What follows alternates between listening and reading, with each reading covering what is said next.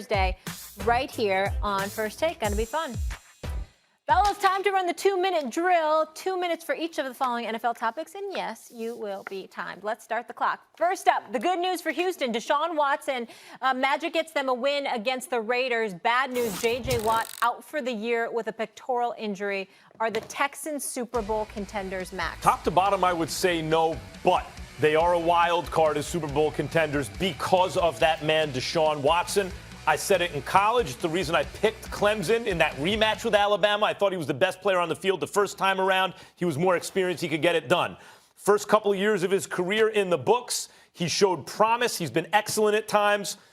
He has that special something in crunch time. Some guys have it across the board in sports. He's one of them. He's clutch. It exists, and he is that.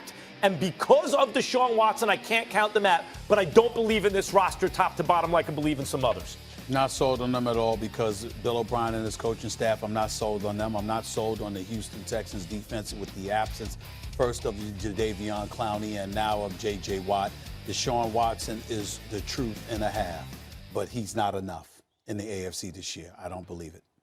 Yeah, could you imagine trading up for Trubisky, trading up for him? Because Deshaun Watson's available, you can get him and some others. So you go, nah, I'd rather have Trubisky. Tired of talking about just Trubisky, though. Nagy needs to correct some things as well. You taking a knee with a timeout? What the hell are you thinking? You had no intentions of running or passing. We're going to get into that. But by the way, J.J. Watt finishing on IR 3 of the last 4 years. Well, that is rough. J.J. Watt, not that look. His peak was as good as any defensive player ever, but he's been banged up recently. These are freak accidents. Like if it was the knee, an Achilles tear, banged up, it doesn't matter. It's the upper body, and it's freak. That's why Reggie White was such a freak. Defensive players don't last like that at that position. Be concerned when it's their legs. When it's the upper body, that can happen to anybody at any moment. All right, next one up here. Kyle Allen took his first L of the season after the Panthers get stomped by the Niners. Cam could return next Sunday against the Titans. Stephen A., tell me this. How should Carolina handle their quarterback situation now moving forward? Well, my attitude was initially, as long as this guy is winning, you leave him in the game. But when you lose like that, when you get blitzed and bombarded and annihilated the way San Francisco did to Kyle Allen yesterday, you brought him back down to earth. Now you can make the move to going back to Cam. My position was you don't do that when everything's flowing, even if you had lost, but he was flowing. That would be different. But he was brought back down to earth yesterday. Now you can sit up there and contemplate bringing Cam back in the mix. Kyle Allen's fine. Cam Newton's a special player. I can't believe this really got to be a thing. The only issue with me is Cam Newton healthy. Is he really healthy? Does he have his wheels? Does he have his shoulder? Is he healthy? If Cam Newton is like, yup, check, it's not just that he can get back on the field, but he can make the throws that he's capable of making. I absolutely put Cam Newton back on the field. I don't hesitate. The caveat being if they were undefeated in his absence, you got to ride the hot hand. That's no longer the case. All bets are off Cam's back. One of the things that you could make a case in defense of Kyle Allen from yesterday's blowout loss to San Francisco is that Kyle Shanahan put on a show in terms of his play calling, his misdirection that he was throwing, his familiarity with being an offensive coordinator formerly in Atlanta, being familiar with what Ron Rivera likes to do, and just completely thwarting everything that Ron Rivera tried to throw in his direction. You got to pay attention to that and recognize the fact that Kyle Shanahan yesterday was not a good moment for Ron Rivera because Ron Rivera is a coach that we all respect. Obviously, he's been in Carolina for years. But Kyle Shanahan took him to school yesterday. That was not a good day for Ron Rivera, but that was about it. People are forgetting Cam finally has a running back. Like the whole thing was he was his own best running back. He has an elite running back who can catch passes. Get him in there, and he'll look better than he did in the beginning of last season, which is good as he's ever looked. If Cam's healthy, he's in. On to the next one. The Bears lost a heartbreaker after yet another missed field goal in the closing seconds. But the story was the play before when Mitch Trubisky took a knee instead of trying to get a closer look at the game-winning kick. Matt Nagy not in the mood to discuss it. I'll just be brutally clear. Zero thought of throwing the football. Zero thought of running the football. You understand me? That's exactly what it was. So it's as simple as that. Should Nagy be on the hot seat? No, I don't think so. I thought he showed a lot of promise last year. Ryan Pace, the GM, should be on the hot seat. Look, and it's time that, we have to say this out loud. Why, think of who dropped in that draft when they traded up for Trubisky. And I understand the human brain typecast. It's what we do. So a guy who reminds us of things we've seen in the past, we're likely to believe in more. Guys, it's time to say it. How often has a black quarterback's draft stock increased or a team traded up to grab that guy? How often has the black quarterback's draft stock fallen compared to the white quarterback? It's consistent.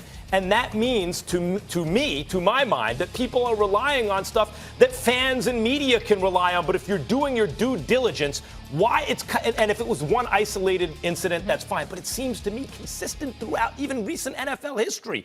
Lamar Jackson goes to the last pick of the first round. Deshaun Watson falls. Patrick Mahomes. And then who's rising? If you, as a talent evaluator, looked at Mitchell Trubisky and said, with Mahomes and Watson available, you know what we're going to do? We're going to trade up for that guy. That should put you on the hot seat because Trubisky is not working out. Well, I'm not going to argue with that unless we discover that Matt Nagy wanted Mitchell Trubisky. Then that's a different discussion.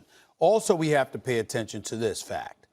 You spent the entire offseason trying to find a field goal kicker, and Piñeiro's the guy you found. How's that working out for you? And so we have to look at it from that perspective. We also have to look at it from the perspective that even if you don't have confidence in your quarterback, you can't be so flagrant with it like he was yesterday. Think about his quote here. Every yard counts. If they were 5 to 10 yards closer, he doesn't miss that. That field goal doesn't go wide left before it goes through the goalpost. And your exact quote was, we had no intentions of throwing nor running the football. But really, it's like, you're the head coach. You know a little bit, a thing or two about offense. You're 15-8 as a coach. Oh. Come on now, figure it out. Look, out of time. Yep. Out of time. Yep. Broncos are 2-6 after a tough loss to Indy yesterday. Joe Flacco isn't happy with Denver's play calling. Take a listen to this. I mean, come on. I just look at it like we're now a 2-6 football team, and we're like afraid to go for it in a 2-minute drill. Like who cares if you give the ball back to the guys with 1 minute and 40 seconds left? They obviously got the field goal anyway. And once again, we're a 2-6 football team, and it just feels like we're kind of afraid to lose a game. Flacco kind of calling people out there. You got a problem with those comments? I agree with every word he said. He's absolutely right. But the reason is that they're afraid to do it is because Flacco's not that good and hasn't been good for a while. Now, from his point of view, Stephen A., he's like, yeah, but the way I've gotten, like, my numbers don't match my accomplishments, basically. Mm-hmm. Not only has he been on good teams, but Flacco ain't scared. Mm-hmm. He's been that, like Eli Manning. Like, there's some quarterback, is Flacco elite? We asked for years, right? No, the answer was always no. But he's not scared to try. He's not scared to go for it. He's not scared to lose. That's his best quality. He's really saying, I think, not only it's not just coaching decisions. It's, guys, if you have me as your quarterback and you're going to be 2-6 anyway, go for it. That's one of the things I can do is I'm not scared. He was absolutely right in his criticism, and he's to be applauded for what he did. Because Vic Fangio elected to bring Joe Flacco to Denver along with John Elway. He's a Super Bowl champion. He's a veteran quarterback. And he's saying that you're scared to lose at 2-5. That is a profound criticism because what do you have to lose? Exactly. That's what he was pointing out. If you have nothing to lose and you still are scared, you're just scared. That is the ultimate indictment. You're just a scared head coach. And so for him to point that out, and we got to give him credit. And let's also be very clear about something. Joe Flacco never says anything.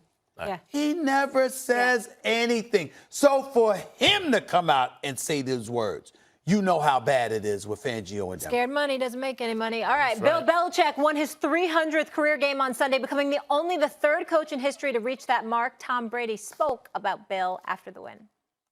Amazing to think that he coached for another place and they didn't think he was good enough, and then he comes here and does a great job. So it's a great celebration for him and certainly hard-earned, well-deserved, and only better than 300 is 301. So we'll be back at it this week. Stephen A., Belichick the greatest coach in sports history? I don't think there's any question about it. It just can't be denied any longer. 6 Super Bowl championships as a head coach, an additional 2 as a defensive coordinator, about 3 additional trips to the Super Bowl, 2 to 3 additional trips to the Super 3, I believe it is. When you look at what this man has accomplished, it's just phenomenal. And when you listen to guys that have played in the league for him and against him, all saying the same exact thing. Matter of fact, I'll go as far as this. I've never, ever, ever heard a player say someone else was the greatest coach that ever lived or that they ever faced. Ever. Since Bill Belichick has been here. Lombardi for a couple generations ago. I'm saying in this generation, I have not heard one single player, not one, say that there's a better coach than Bill Belichick. First of all, I gotta start with the shade that Tom Brady just threw with Bill Belichick. Talking about, especially the way he started without me when he was no good. Isn't it interesting how he got me? I'm telling you, man, I want to see a divorce there. I want to see Brady go to Los Angeles, Belichick, go get Phillip Rivers, swap quarterbacks, see who does what. Let me say that's not fair now. about Tom Brady's greatest 42 now. Not fair. Let's say about greatest coach in sports history. What's the competition? Phil Jackson won 11 championships as coach, but in a sport where one or two players has a much greater sway on the outcome. He had Michael Jordan, Scottie Pippen, Kobe Bryant, Shaquille O'Neal, right? Red Auerbach was more dominant as a coach, but in a league that was much smaller when he had by far the best team, and Bill Russell, right? Belichick's doing it. And by the way, with Phil Jackson, when the league changed, he couldn't keep up with it. Bill Belichick's doing it, spanning eras in the NFL, in a parity league. He's unbelievable. He is, I hate to say it, because it's with a Boston team, and I'm a New York sports fan. He's the greatest coach in American team sports history, Bill Belichick. Right at the buzzer. All right, make sure to listen into ESPN's daily podcast for more on Bill Belichick's 300th career victory in his quest to pass Don Shula as the winningest coach in NFL history. We got time for one more here. Jameis Winston and the Bucs fell short in Tennessee yesterday, but don't tell Bruce Arians Winston is the reason for Tampa's loss. Everybody's going to want to say, okay, Jameis threw interceptions. Jameis didn't throw one damn interception. That was his fault. His receivers let him down today. Guys stopped on routes that were supposed to be going down the middle. The last play was supposed to go down the middle. Should have been a big play. He played his tail off. And you can write what you want, but not one of those interceptions was his fault, and it's a damn shame. Wow. Winston, there are moments where you got to feel a level of affection and affinity towards a head coach. You don't hear a head coach going out in a press conference and coming to the defense of his quarterback at the expense of other teammates like Bruce Arians just did. We learned something about when Jameis Winston yesterday, and it was a good thing. When we talk about the great coaches in the NFL, obviously it starts with Belichick, and then we talk about Tomlin and Peyton and different guys and Pete Carroll. But if you want to just pluck a coach for your franchise, and you can hardly do better than Bruce Arians, and he's universally loved. All right, that'll do it for us. We're thinking of everyone.